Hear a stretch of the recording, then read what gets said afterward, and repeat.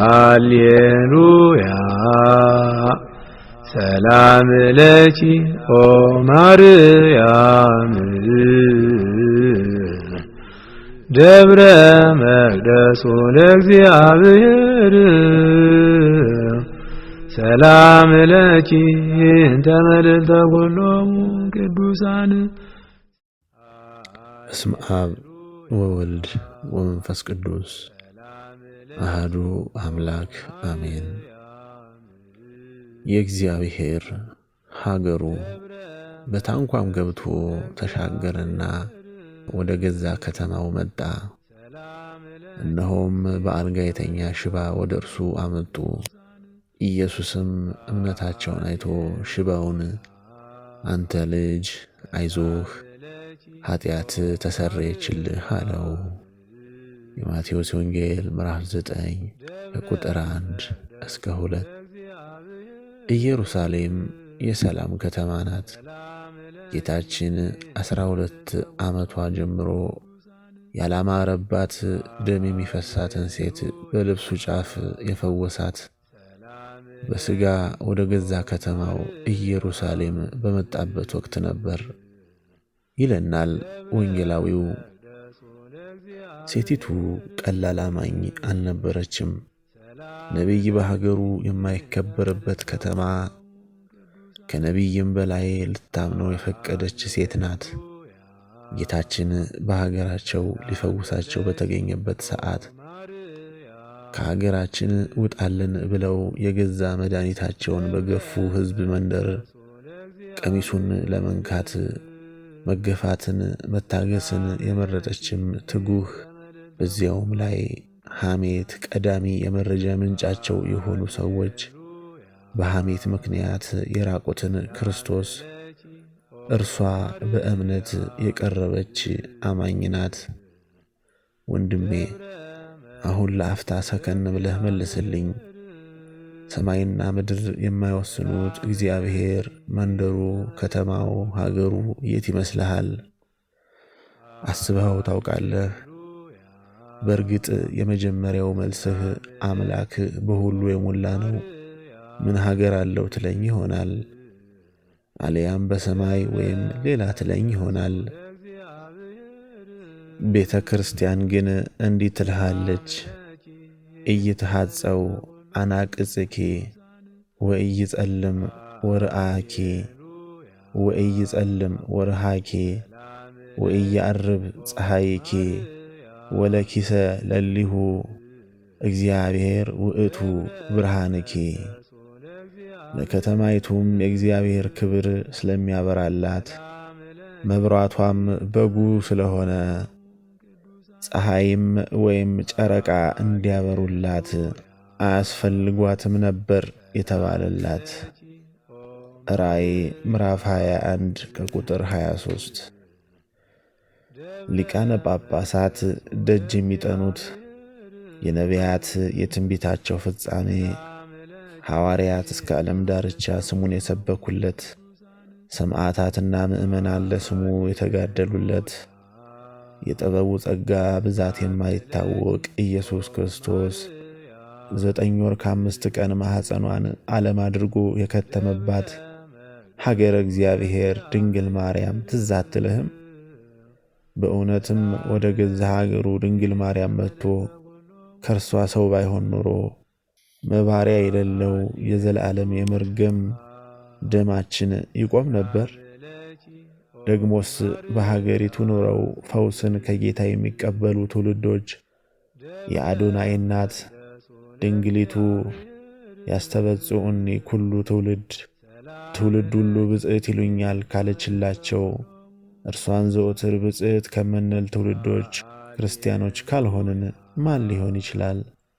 ዳግመኛም የገዛ ሀገሩ የተባለውስ በወርቅ ሸማና በወርቅ እንክብል ሳይሆን በደሙ ፈሳሽነት የገዛን እኛ ክርስቲያኖች ካልሆንን ማን ሊሆን ይችላል? በእውነትም የክርስቶስ ኢየሱስ ከተማ እስከ ሞት ድረስ ከወደደን ከኛ ውጪ ምን ሊሆን ይችላል? ራሱ እግዚአብሔር በኢሳይያስ በኩል እንደነገረን በድሃው ላይ መንፈስም በተሰበረ በቃሉም ለሚንቀጠቀጥ የሰው ልብ ካልሆነ በቀር ማንና ምን ሊሆን ይችላል? ሐዋርያው ጳውሎስም ስለ ንብረታችን የክርስቶስ ሀገርነታችን እንዲህ ይለናል። ወይስ ሥጋችሁ ከእግዚአብሔር የተቀበላችሁት በእናንተ የሚኖረው የመንፈስ ቅዱስ ቤተ መቅደስ እንደሆነ አታውቁምን? በዋጋ ተገዝታችኋልና ለራሳችሁ አይደላችሁም። ስለዚህ በሥጋችሁ እግዚአብሔርን አክብሩ ይላል አንደኛ ቆሮንቶስ ምዕራፍ 6 ከቁጥር 19 እስከ 20። በእርግጥ ቅዱስ ጳውሎስ በሌላ ስፍራ ደግሞ ከከተማ አልፎ መቅደስ ናችሁ ሲል እንሰማዋለን። የእግዚአብሔር ቤተ መቅደስ እንደሆናችሁ የእግዚአብሔርን መንፈስ እንዲኖርባችሁ አታውቁምን? ማንም የእግዚአብሔርን ቤተ መቅደስ ቢያፈርስ እግዚአብሔር እርሱን ያፈርሰዋል። የእግዚአብሔር ቤተ መቅደስ ቅዱስ ነውና ያውም እናንተ ናችሁ ይላል አንደኛ ቆሮንቶስ ምዕራፍ 3 ከቁጥር 16። ጌታ ወደ ገዛ ሀገሩ ሲመጣ ታዲያ ምን ስጦታ ይዘህ ልትቀበለው አስበሃል? እግዚአብሔር ካንተ ስጦታዎች በየቱ የሚደሰት ይመስልሃል? ዘ ፎርጎትን ሜዲሲን በተባለ መጽሐፍ ውስጥ ስለዚህ ስጦታ የተጻፈ አንድ ቀልብን የሚገዛ ታሪክ እናያለን። ታሪኩ እንዲህ ነው። የመጽሐፍተ ትርጓሜ ሊቅ የሆነው ጄሮም ለዓመታት በጥልቅ የምስጢር ባህር ዋኝቶ ያገኘውን የኢሳይያስ ትንቢት ትርጓሜን በጌታችን የልደት መታሰቢያ በዓል ለጌታችን ለመስጠት በቤተልሔም ዋሻ ውስጥ በነበረበት ወቅት በራእይ ጌታችን በሕፃን ልጅ አምሳል ተገለጠለት። ጌታችንም ለጄሮም ሰላምታን ሰጥቶ እንዲህ አለው፣ ጄሮም ሆይ ምን ልትሰጠኝ መጥተሃል? ጄሮምም ጌታዬ ሆይ በዕድሜ ዘመኔ የለፋሁበትን የኢሳይያስ ተስፋ ትንቢትን ትርጓሜ አለ። ጌታችን መልካም ነው ጄሮም፣ እኔ ግን ሌላ ልትሰጠኝ የምፈልገው ነገር አለ በማለት መለሰለት። ጄሮምም ግራ በመጋባት ውስጥ ሆኖ ጌታ ሆይ ጸሎቴን፣ አገልግሎቴን ውሰድ አለ። ጌታም ይህ ሁሉ መልካም ነው፣ ነገር ግን ሌላ ካንተ ልዩ ስጦታ የምፈልገው አለኝ አለው። ጄሮም አሁንም ግራ በመጋባት ጌታዬ ሆይ ልቤን፣ ነፍሴን ውሰድ አለው። ጌታችንም ለሌሎቹ ስጦታዎች ቀድሞ የመለሰለትን መልስ አሁን መለሰለት። ጄሮም ሆይ እኔ ካንተ ሌላ ስጦታ እፈልጋለሁ። ጄሮምም በመጨረሻ ጌታዬ ሆይ ይህ ሁሉ ካልሆነ ከእኔ የምትፈልገው ሌላ ስጦታ ምን ልስጥህ አለው። በሕፃን አምሳል የተመሰለው ጌታችንም ለጄሮም እንዲህ አለው፣ ጄሮም ሆይ ኀጢአትህን ስጠኝ። ይሄኔ ጄሮም ከልቡ ተንሰቅስቆ አለቀሰ።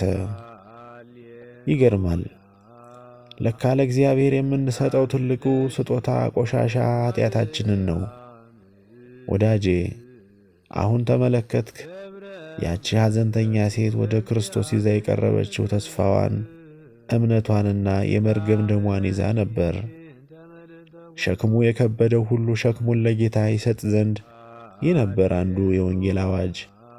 ለትእዛዙ ሽባ ከሆነው እግረ ልቦናችን ጋር አልቆም ካለው የኀጢአት ደማችን ጋር ወደ ጌታ እንቀርብ ዘንድ ይህ ቀዳሚው የንስሐ ሀሁ ነው። በእርግጥ ነቢይ በሀገሩ አይከበርምና በገዛ ሀገሩ ማለትም ልባችን ላይ ክርስቶስን ያላከበርንበት ብለንም ስሙን ያሰደብንበት ጊዜ ብዙ ቢሆንም ግና አልቆም ያለውን ደም ካለ እርሱ ማንም ሊፈውሰን አይችልምና ይህን ተመልክቶ ክርስቶስ አይጨክንም። ትንቢተ ኢሳይያስ ምዕራፍ 49 ከቁጥር 15። ጌታዬ ሆይ የሰዎች ደም ሳይፈስባት የማትውለው አውቅልሻለሁ ያሉ ሁሉ ፈጽመው ሊፈውሷት ያልተቻላቸው ይልቁንም ያስባሱባት ሀገሬ ኢትዮጵያስ መቼ ይሆን ደም ግድያ፣ ደም ስደት፣ ደም ረሃብ፣ ደም መራቆት፣ ደም ጎጠኝነት የሚቆምላት ካንተ በቀር ማን አለን? ጌታ ሆይ ዘውትር በገዳም አንተን በሚሉ ገዳማውያን ጸሎት ወደ ገዛ ከተማህ ና። ጌታ ሆይ ለእናትህ ያንቺ ናት ብለህ ወደ ሰጣሃት ወደ ኢትዮጵያ ና። ጌታ ሆይ ብዙ ባለመድኃኒቶችን እኮ አማከርን፣ ግና እንኳን ሊፈውሱን ይበልጥ አብሰውብን ተቸግረናል። እንደምታየን ያላማከርነው ምሁር ደጅ ያልጠናነው ጠቢብ የለም።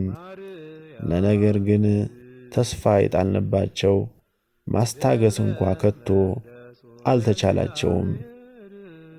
ንጉሥ ዳዊት እንዳለው ዓይኖቻችንን ወደ አንተ እናነሳለን፣ ከመዝሙረኛው ጋርም እጆቻችንን ወደ አንተ በመዘርጋት እናደርሳለን። ወስብሐት ለእግዚአብሔር።